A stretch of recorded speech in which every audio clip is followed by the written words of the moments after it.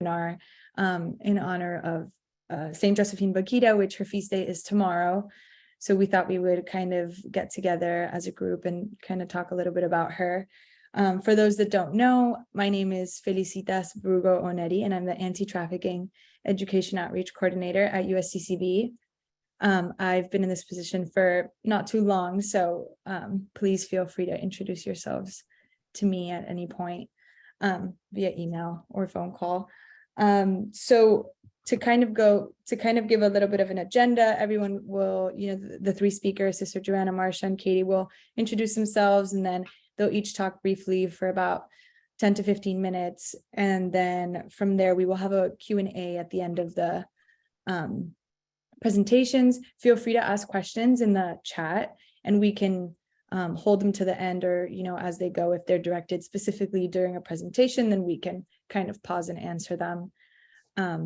So without further ado, I'll let Sister Joanna and everyone else introduce themselves. Okay. My name is Sister Joanna Okereke. I'm a sister of the Handmaids of the Holy Child Jesus. I am the Assistant Director of Cultural Diversity in the church. I've been in this position for 15 years, enjoying what I do, reaching out and touching people's life. I'm happy to be here to talk about the life of St. Josephine Bakhita. I am Katie Bowler-Goswish. I am the Executive Director for U.S. Catholic Sisters Against Human Trafficking. I have been in my position for roughly 9 months, and I am coming to you from the Detroit, Michigan area.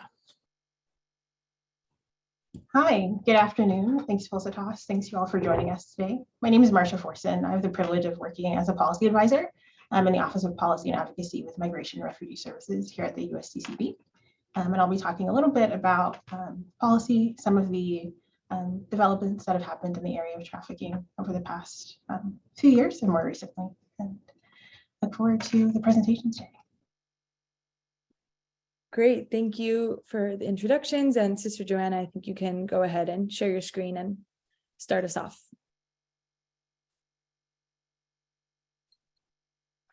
Thank you, and welcome again to all those joining us. I'm going to give you a little introduction on the life of St. Josephine Bakhita, an African saint. By way of introduction, St. Josephine Bakhita, in the church, one of the criteria for sainthood is holiness of life. Pope Francis, in his apostolic exhortation, Gaudete et Exsultet, says, to be holy does not require being a bishop, a priest, or a religious, but we all are called to be holy by living our lives, by bearing witness in everything we do, whoever and wherever we find ourselves. Are you called to a consecrated life? Be holy by living your commitment with joy. Are you married? Be holy by loving and caring for your husband or your wife as Christ does for the church. Do you work for a living? Be holy by laboring with integrity and skill in the service of your brothers and sisters. Are you a parent or a grandparent? Be holy by patiently teaching the little ones how to follow Jesus. Are you in a position of authority?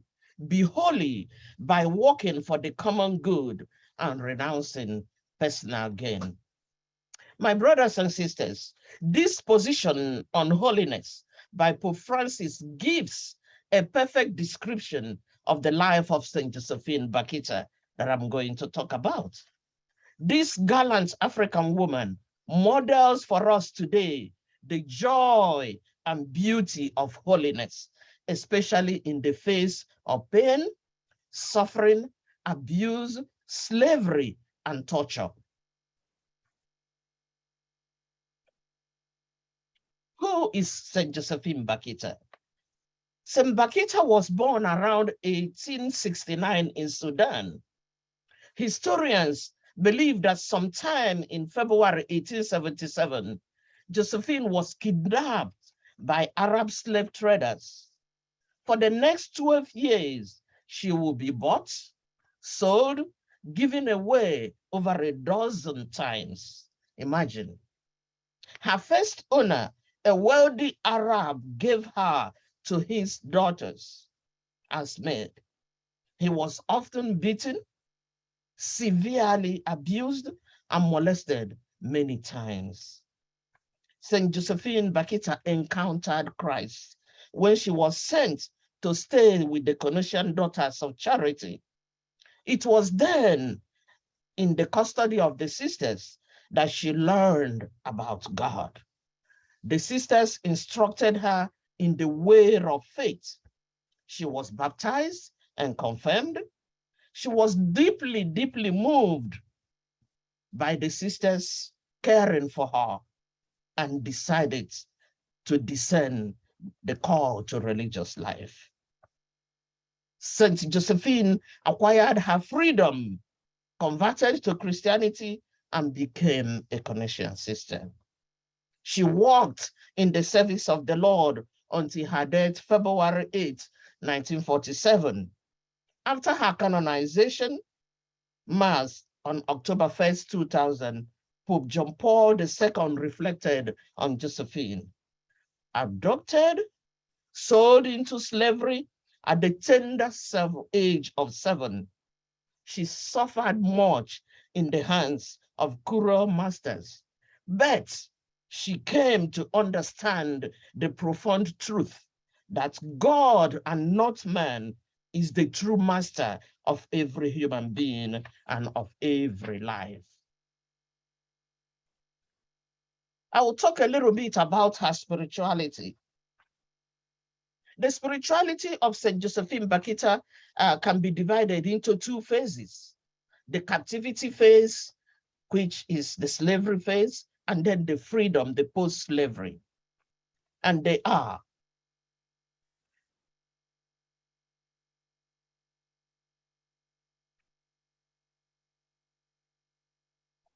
resilience of spirit. One beautiful thing that stands out in the life of St. Josephine was her resilience of spirit.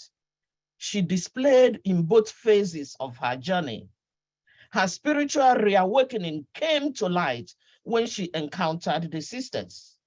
Despite all that was done to her, Josephine was not broken.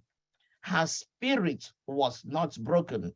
Her body was mutilated, tortured against her will.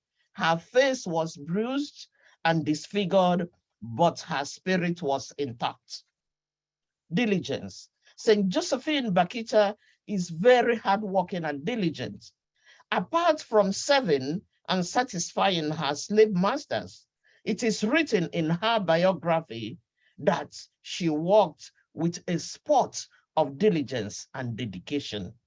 She did not carry out her activities like the other slaves. Those were working with eye service, but she knows what to do. She did them even without being told. Charismatic. St. Josephine's unwavering faith conveyed unshakable grace. Through her charismatic nature, she was able to win many to God even without being behind the pulpit. She converted many. Homely and warm. St. Josephine's remarkable love and forgiveness opened her heart to become a channel of God's love and mercy to many others. Her openness to Christ makes her become a beacon of hope to others. Devotion to Our Lady. Another aspect of Josephine Bakhita's spirituality is her in-depth love for Mother Mary. Her last words were cries of love for our Blessed Mother. It was the most holy Mother who freed her from pain. Her last words were, Our Lady, all calling her with smiles. And that testifies when she was freely relieved of her pain. holistic, responsible freedom. The life of St. Josephine Bakhita teaches us and challenges all of us, me and you, that freedom can be holistic and responsible. Her disposition at all her slave masters shows that true externally, she was in chains of slavery, but internally, she was free. Faithful discipleship. Another important lesson we can all learn from the life of St. Josephine is her faithful discipleship. The passion and love of having a master, heavenly master, totally different from the earthly masters she had encountered, freed in her the love for God beyond all telling. She saw in Jesus a kind, loving, and caring master, not the master who was cruel or wicked or evil. Her love for Jesus, her dedication, her decision and determination to be totally for Jesus is one aspect of her life that we all should try to emulate. Forgiving gratitude. For me personally, the most important lesson in the life of St. Josephine Bakhita is her life and attitude of forgiveness. Forgiveness carries with it the joy of gratitude. As a nun, Bakhita was asked what she would do if she were ever to meet her captors and torturers. You know, you can imagine what she said. She responded that she would kneel and kiss their hands because if it had not been for them, she would not have been a Christian or a religious sister. That gives me joy anytime I encounter people. Though many of us do not have stories as difficult as that of a slave, but we all have people we must forgive. The most basic of Christian prayers, the Our Father, includes a line many of us utters countless times. Forgive us our trespasses as we forgive those who trespass against us. St. Josephine Bakhita did not only forgive those who sinned against her, but viewed them with gratitude. Imagine if we could approach others with the gratitude of St. Josephine Bakhita. The sense of hope. St. Josephine Bakhita had a difficult life, but later, when she encountered Christianity, she developed a profound sense of hope that overcame any suffering she experienced. Josephine teaches me and you to be hope-filled no matter what life throws at us. I urge you, my friends, when life gets difficult, look at the life of St. Josephine Bakhita and ask her to instill in you a supernatural hope that can endure any trial, I have a few questions that we can all reflect about. Why is slavery wrong? How do we feel about people who hurt us? What does Jesus teach us about forgiveness? It's not a question you answer now, but it's a question you reflect. Finally, saints neither think they are holy nor expect us to proclaim them holy. The story of St. Josephine is not just about her struggles alone, but her conviction, which is an inspiration for us today. Despite the sufferings she experienced, St. Josephine Bakhita is a wonderful example of a disciple of Christ. Her story is a story of hope and forgiveness. A woman of immense faith and forgiveness. She did not allow her past to limit her. Instead, it became a stepping stone to a glorious sainthood. My friends, let us look at St. Josephine Bakhita and ask her to intercede for us. Ask her to pray for the healing in our own hearts and the ability to forgive those who inflict pain on us and leave us feeling broken. Let us pray for all victims of human trafficking, that they may find hope and love in the arms of Jesus, and for an end to the practice itself. My friends, Saint Josephine Bakhita is the patron saint of Sudan, the patron saint of victims of human trafficking. Here in the United States, the African Catholics, popularly known as NACOS, chose her. I was very happy when they considered all the other saints. They overwhelmingly chose Saint Bakhita as the patron saint of African Catholics in the United States. I pray that all of us listening may emulate her. Saint Josephine Bakhita, whose love and hope transforms the wounds of slavery into forgiveness and freedom. Pray for us. Thank you all for joining us and for listening to me. Sister Joanna, thank you so much for that. It was really well explained and really well said. I don't know if you noticed, but someone here asked the question, Tom. He wanted to know, since her usual biography says she was born in Sudan, but that was at the time before South Sudan existed, could it be that she was in fact born what is now South Sudan? And then he continues with, most of the slaves and most of the Christians from Sudan came from the South, which is now South Sudan. And do you know whether Pope Francis mentioned Saint Josephine during his recent visit to South Sudan?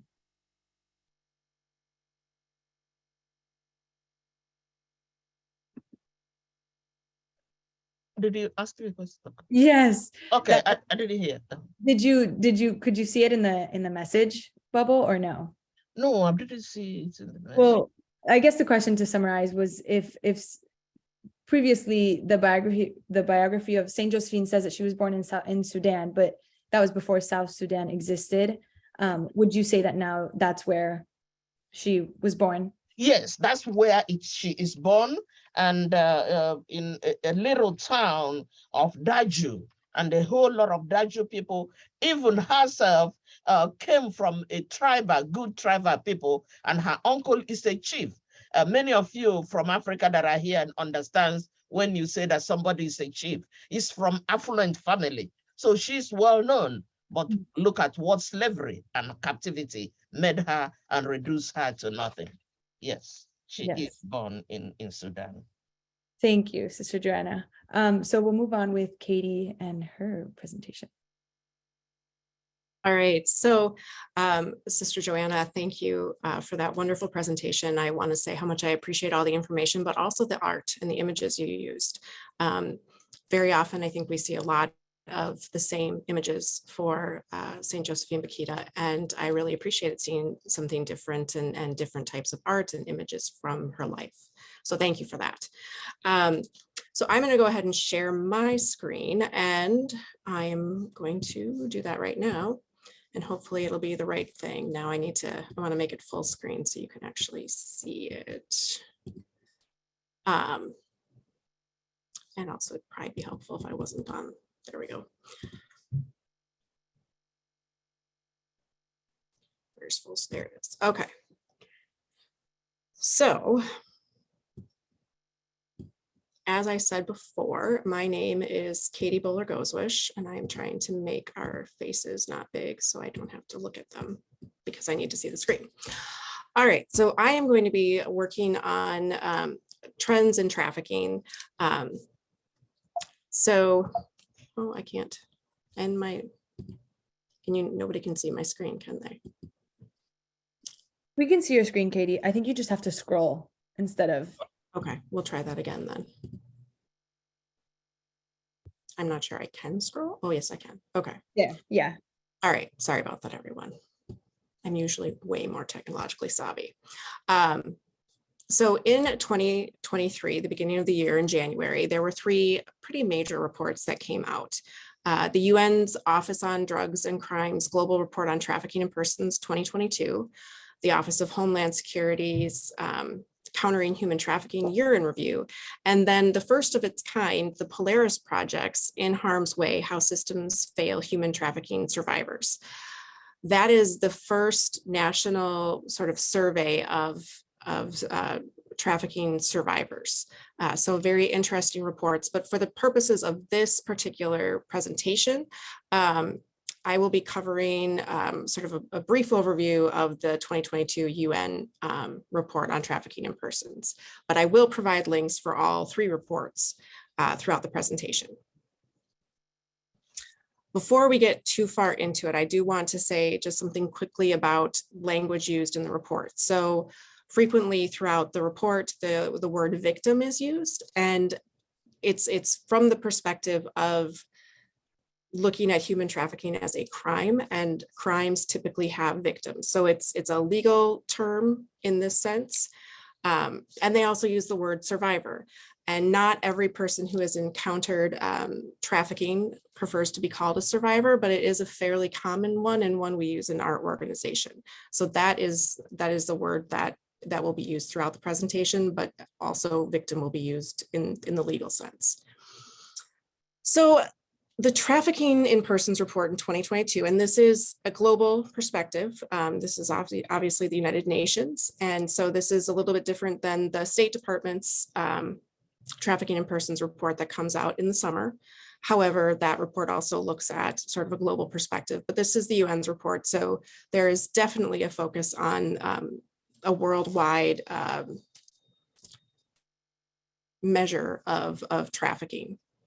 The first thing that I want to say is that overall there were 11 major findings, and I've sort of grouped them together. For example, several of them would fall under what I call the COVID connection. So we look at how the COVID-19 pandemic has impacted human trafficking across the globe. The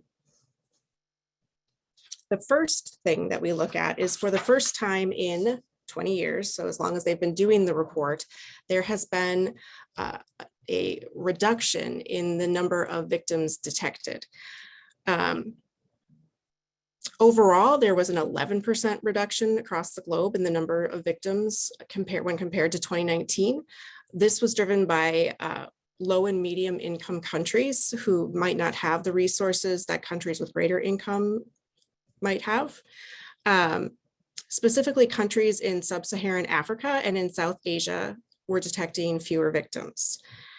Trafficking related to sexual exploitation is also less detected. Overall, this is a pretty big number. There was a reduction of 24% of detected victims trafficked for sexual exploitation in comparison to 2019.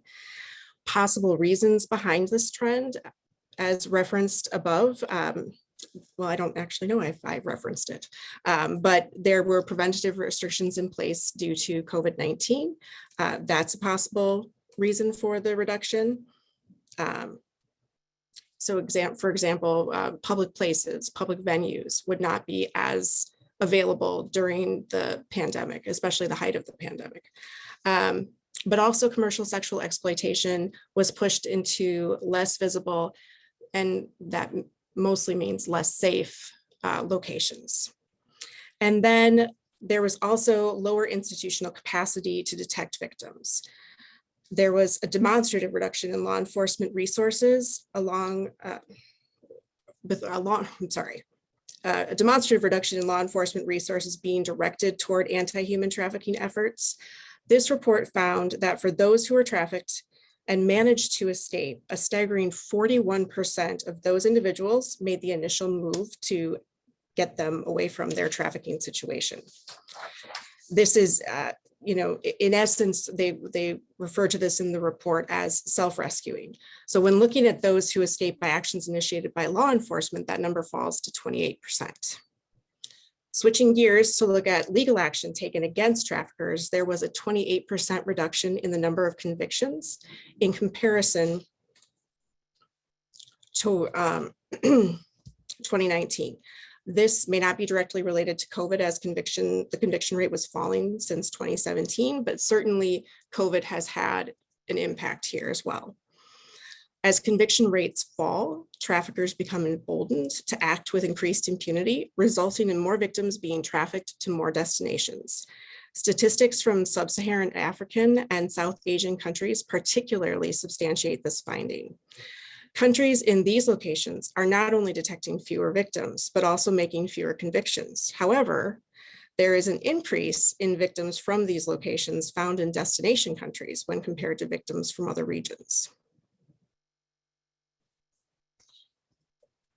I think it's always been a relatively strong correlation that war, conflict, forced migration, and climate change are trafficking multipliers. As vulnerability caused by conflict, war, forced migration, and natural disaster increases, so does human trafficking. Traffickers are experts in the manipulation of vulnerability. A more, I suppose, different finding in this report is that boys and men are beginning to account for a greater share of detected victims. Just as traffickers are masters of exploitation, they are also innovative in the mechanisms by which they exploit people. New forms of trafficking, like forced criminality or hybrid forms of exploitation, have led to this increase by about 3% globally. Women and girls are suffering more extreme violence from traffickers. On a scale that ranges on the low end of no violence through threats and psychological violence to explicit violence and finally extreme violence, women are 3 times more likely to suffer extreme violence than men, and children are 2 times more likely to suffer extreme violence than adults.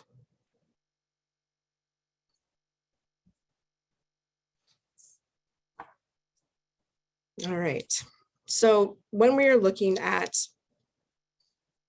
sort of the legal perspective of investigation and prosecution, this report found that women who are investigated for trafficking in persons are significantly more likely to be convicted than men. So you can kind of see in the infographic,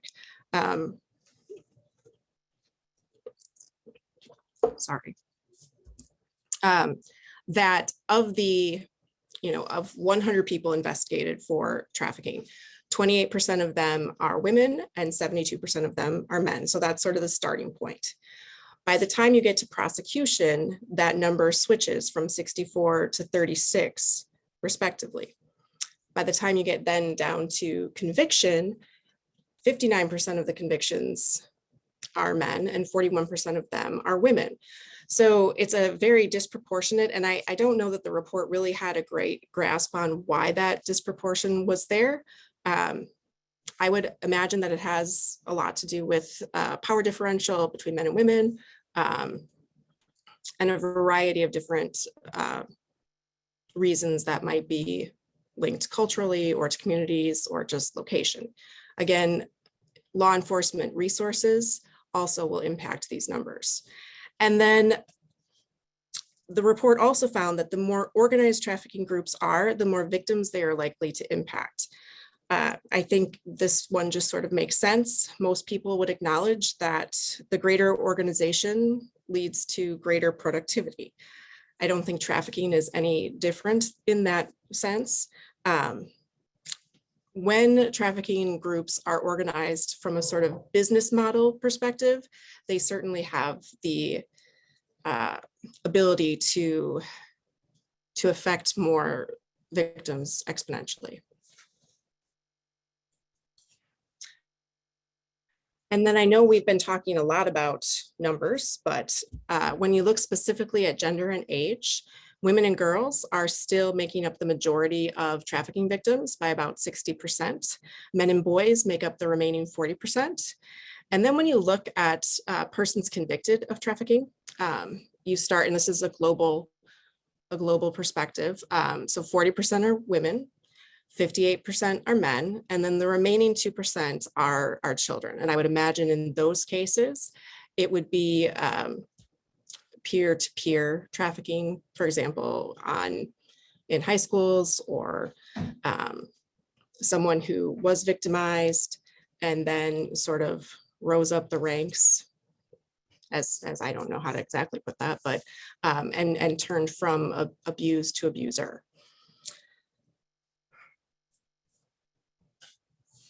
All right, and then looking at the different types of trafficking, on the low end, you see trafficking for removal of organs, so organ trafficking, to illegal adoption, exploitative begging, forced marriages, and then you start getting into the 10% forced criminal activity. Another 10% is a mixed form of exploitation, so it could be any number of different things sort of thrown together.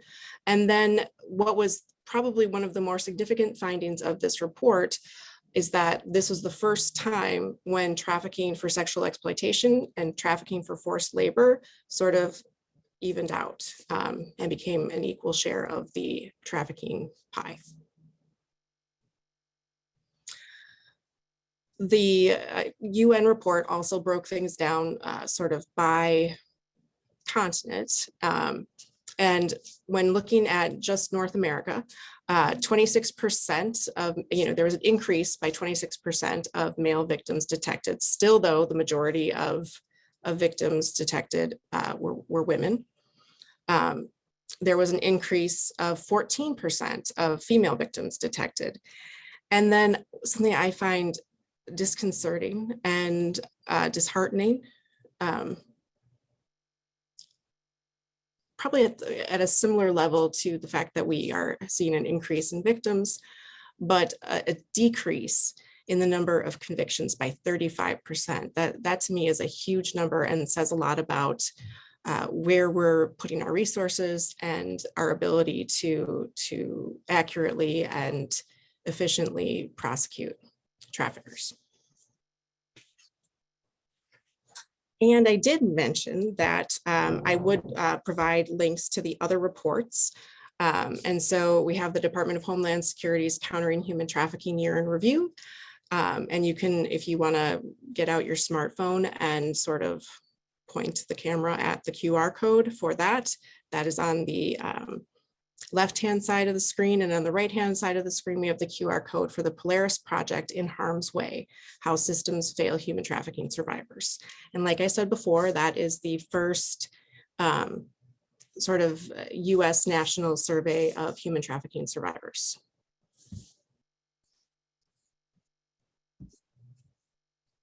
Great, thanks, Katie, for that. Yeah, also, I know you can find a lot of the reports on a PDF form online. So if anyone kind of wants to get access to those, they're long, but you can download them. So I know some people have questions, but I guess we can save them until Marcia finishes hers, just for the sake of time. So Marcia, whenever you're ready, please go for it.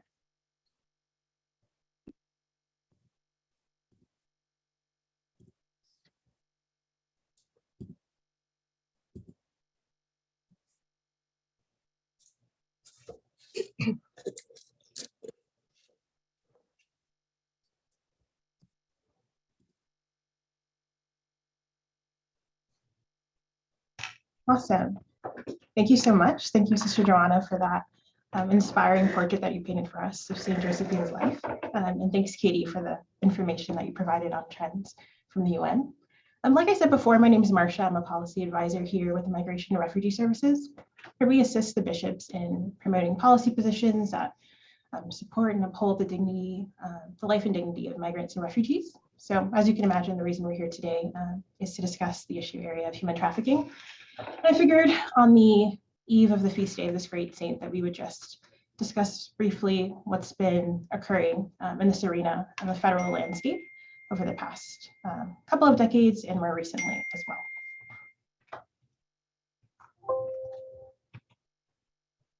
So in terms of major anti-trafficking legislation, the first thing that I'll mention, and then I'll get to in a bit more detail here in a second, is the Trafficking Victims Protection Act of 2000, and then the subsequent iterations of that. There was the Preventing Sex Trafficking and Strengthening Families Act of 2014, the Justice for Victims of Trafficking Act of 2015, and the numerous trade legislation and different international agreements that, as you can imagine, come at the different factors or aspects of this issue in their respective ways. And then, of course, the annual federal appropriations bills that support the federal work and programmatic work that's done on this issue. So the TVPA, it was enacted in 2000, was a pretty landmark piece of legislation that did a few important things. It focused on the 3 Ps, as you can see here. So protection, prevention, prosecution. So it established different methods for prosecuting traffickers, preventing human trafficking, and then protecting victims. And one of the ways that it did this was through the creation of the T and the U visa. If you're not familiar, the T visa providing legal status to certain victims of human trafficking, and the U visa providing legal status to victims of certain qualifying criminal activities. It also created different offices within the federal government to sort of coordinate an all-of-government approach. It created the State Department Office to Monitor and Combat Trafficking, and also created an interagency task force, which I have a little bit more information for you about on the next slide as well. And it added new criminal provisions and increased penalties. As you can see here, it needs to be reauthorized every few years, and it was reauthorized recently here at the beginning of this year. So going back to the interagency sort of model that the TVPA established, the task force coordinates the efforts of 20 different federal agencies. So you can see here that includes the Departments of State, Defense, Justice, the Interior, Agriculture, Health and Human Services, as well as many other offices within the federal government, all coming at the issue from their respective program areas and areas of work. Returning now to the matter of appropriations, as you can see here, the dollars are in the millions that the federal government appropriates to this work for the different departments. Within the Department of Justice, if you're not familiar, we have the Office for Victims of Crime that works on training and technical assistance, as well as other capacity building efforts. We have the Office of on Trafficking in Persons in the Department of Health and Human Services, and then 100 million or so for the State Department's efforts, and we mentioned that Office to Monitor and Combat Trafficking earlier, and then 7 billion for the Office of Refugee Resettlement, which funds services for different populations, including unaccompanied children. So most recently, the Trafficking Victims Prevention and Protection Reauthorization Act of 2022 was signed into law by President Biden on January 5th of this year. You might see 2022 in the title because it originated in the prior Congress and it did not pass and go through both chambers until earlier this year when it was signed by the president. The co-sponsors were Senator Grassley and Senator Feinstein.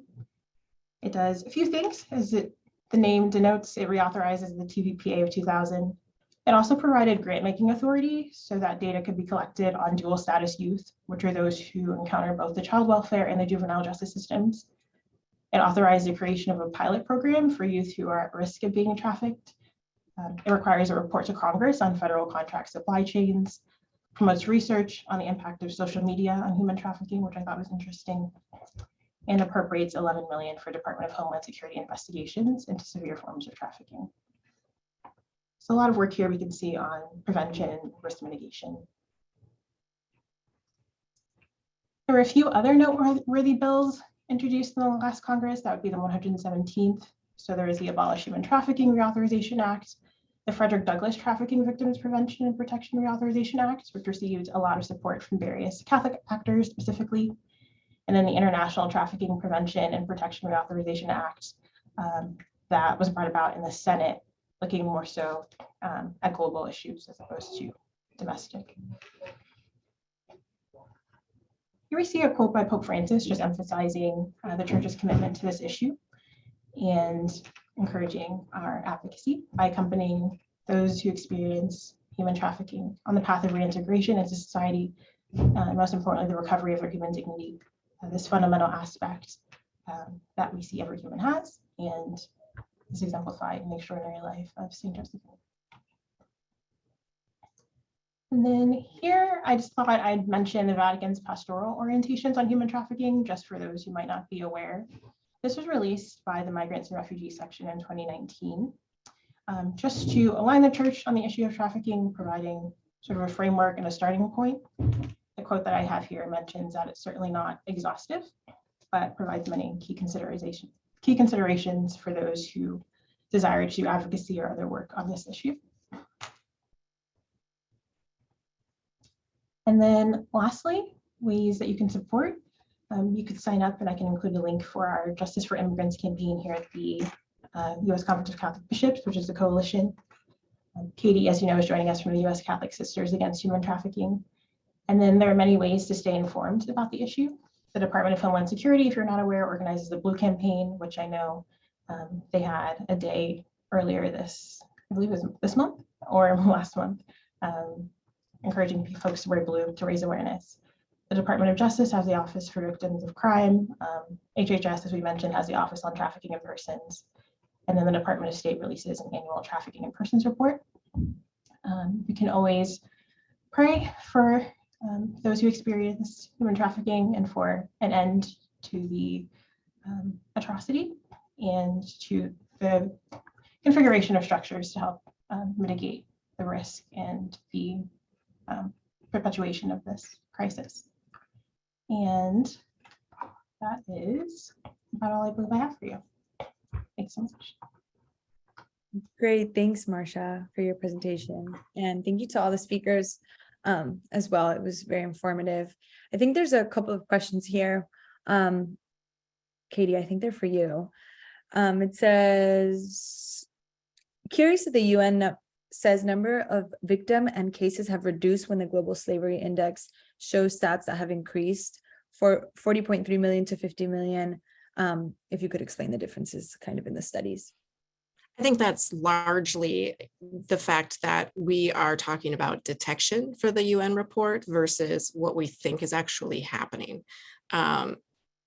And also acknowledging that human trafficking by nature is something that happens at the shadows, the edges, where they don't want to be detected. And so I think the difference there is that we're talking about actual people who actually report.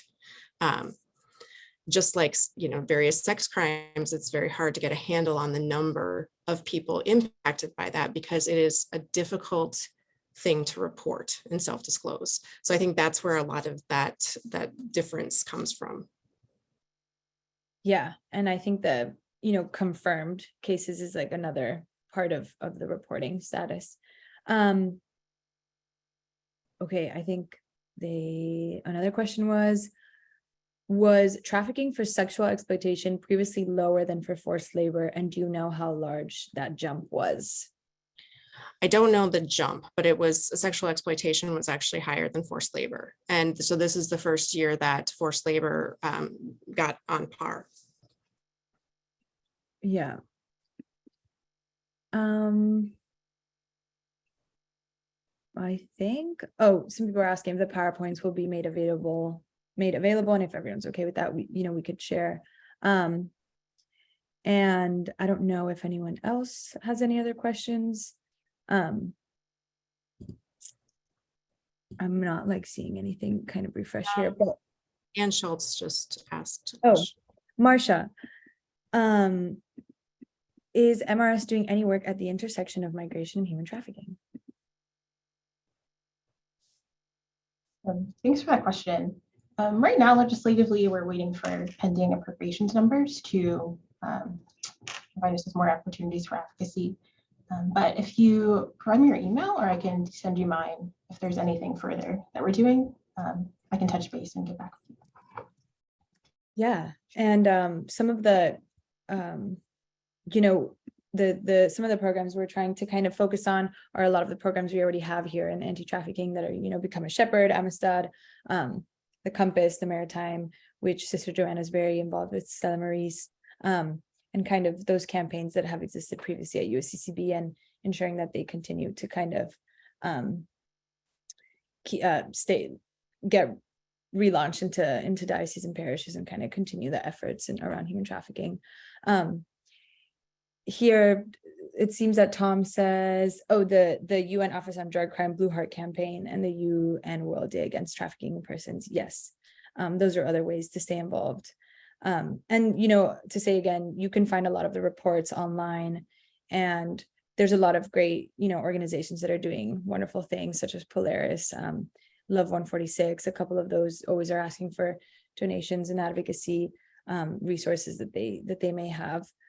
But I hear Sister Myrna says, can you speak to some situations and perhaps some data of human trafficking, especially women and children here in the US? I think that was to you, Katie. She says, apologies for joining late.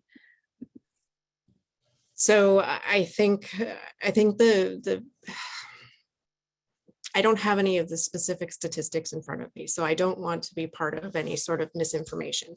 But I can say that overall, women and girls are the overwhelming, maybe not overwhelming, but the greater share of the people who encounter trafficking in this country, specifically, and especially when it comes to sexual exploitation. And I'm sorry, was there more to that? I need to look at the question. Do you see it there? It should show up in your. Yeah, I see. I'm just trying to read it. I think, you know, without having anything in front of me right now, especially with current numbers, I don't want to speak to anything, but I would probably refer you to the Secretary of State's Trafficking in Persons report for 2022.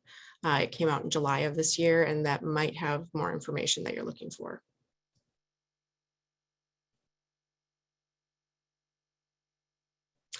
And as Felicitas just reminded me in chat, we do have our pilgrimage of prayer. It's the theme tomorrow for the International Day of Prayer and Awareness of Human Trafficking in celebration of St. Josephine Bakhita's feast day. I will get the information for you. I can probably, Felicitas, will you be able to send it to all of the participants if I get you the information for the? Yeah. So it basically is a certain number of hours of prayer from across the globe, and there are different aspects. North America will be on during a times, you know, during, I believe it's about 9:55 is when the US will be on, and US Catholic Sisters Against Human Trafficking is the US member of Talitha Cum, which comes out of the UISG in Rome. And so we have, I believe we start around 9:55. And so we'll have a variety of videos, we'll have a live moderator, and I will get that information to Felicitas, and hopefully she can get that out to everyone. Yeah, I will also, the webinar will be recorded, so that will be sent out to everyone that registered. You should probably get a link with that, and we could send, you know, over the presentations and the information that you're talking about, Katie, for the pilgrimage of prayer. It's like a tongue twister a little bit. So for some of the other, oh, I see David sent out a data for kind of information in the United States, and Polaris really focuses kind of on the domestic level as well. They do great kind of resource infographics that kind of show a lot of the stats that they report. And for the other two questions I see here, I'm not too sure on the response of that. So let me give a second to kind of look into that. And then I don't see much other questions. I'm trying to see if I missed any. And for the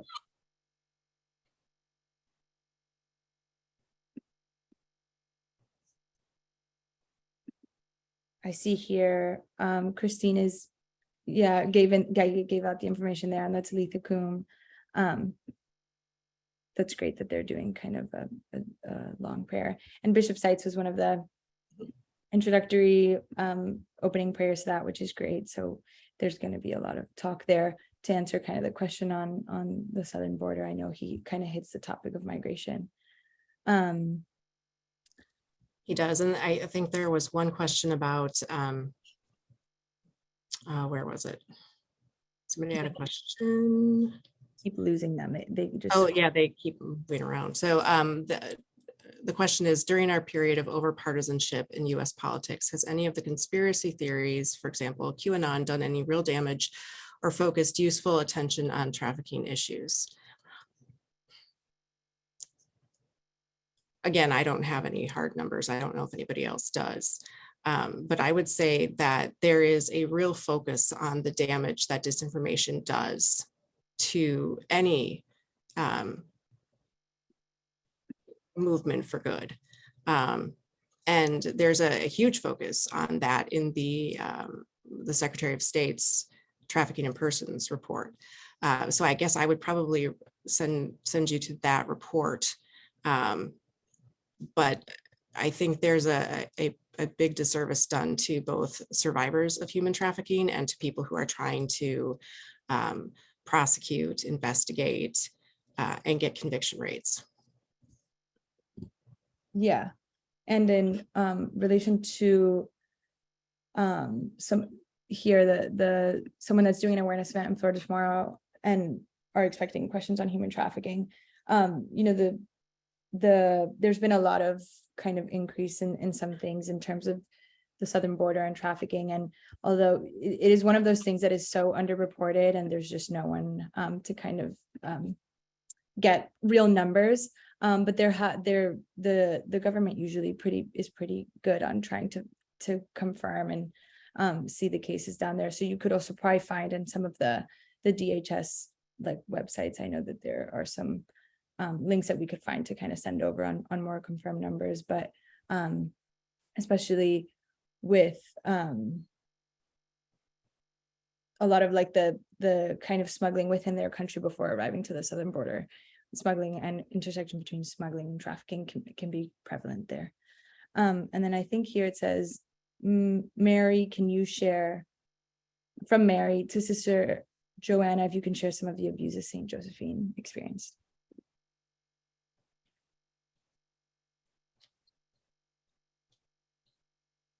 We should share what? Someone's asking if you could share some of the abuses that St. Josephine experienced. You know, when you see her body they flogged her several times. She was tattooed in order to demean her. There's so many cruel things. And I specified that she's a very diligent, hardworking woman. You don't send her anything to do. She knows what to do and does it. But just to show that these masters are higher than her, overpower her, they beat her, they push her around. She got a lot of bruises on her body. And she was, as a sister, you will see her body all at her back, all from the cane and how they flogged her many, many, many times. She will be crying. Yet, as I mentioned, they only touched her body, but her spirit was not touched. She was intact. She was in good spirit and continued. It is the willpower that she had made her to be able to survive all the torture, all the beating, all the slapping back and forth, all the pushing, and she will fall and they drag her again. So if you read more, go and look at her history, read more, you will see and all the torture that she went through. But she was able to live through that slavery time and then became free. And she was also beaten so much when the captors, they were trying to go back to Sudan. She didn't want to go. They said, you are our possession. You have to go with us. That was when she went to court and won. That's why she didn't go back to Sudan with the captors. She literally claimed her freedom and redeemed herself and continued in what she dreamt for, to be good, what God created her for, to be an example for us to emulate. Yeah, thanks, Sister Joanna, for that. I know you can also find a lot of information on the story of St. Josephine. There's a couple of movies, I think, that are out that share her story and can attest to a little bit of what she went through. But thank you, everyone, for attending. It is almost that time, and it seems like there aren't many other questions left, or I don't think we missed anything else. So thank you all. It was great being able to talk to everyone and for joining the webinar. Again, this will be sent out along with presentations and information for people to have. And tomorrow is her feast day, and there will be masses in all the parishes. Here at the USCCB, for those in DC area, we have 12 noon mass, it will be wonderful to be around and then join us in that special mass that will be offered in her honor. Yes. Thank you all. And have a great day. Thank you. Thank you.